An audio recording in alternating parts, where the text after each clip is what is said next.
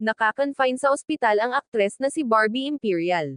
Sa kanyang Instagram story, makikita ang larawan ng kanyang braso na may hospital wristband at kitang-kita roon ang kanyang pangalan at nakalagay na siya ay naka-admit sa emergency.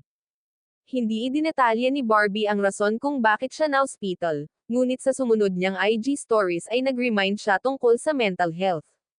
Ang mga nakasaad sa mental health reminders ay, remember that it's okay not to be okay sometimes, celebrate your progress, no matter how small, take breaks when you're feeling overwhelmed, surround yourself with uplifting people, be gentle with yourself during difficult times, focus on what you can control at let go of what you can't.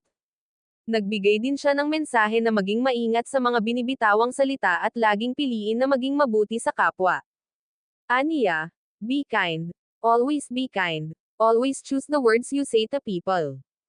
You could be standing in front of someone who's really trying their best not to fall apart.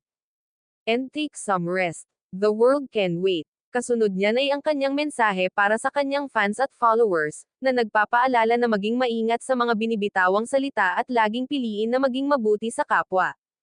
Be kind. Always be kind. Always choose the words you say to people. Dagdag pa niya, you could be standing in front of someone who's really trying their best not to fall apart. Kung matatandaan, sinabi ni Barbie sa isang event noong Pebrero na ang priority niya ngayong taon ay self-care, lalo na ang kanyang mental health. Nabanggit rin niya na hindi siya nagpapaapekto sa kahit anong kanegahan sa social media. I think as long as alam mo kung ano yung totoo, you don't really have to worry about what other people are saying. And if I'm surrounded by people na kilala ako and kung ano yung ugali ko talaga, I think that's more important than listening to bashers.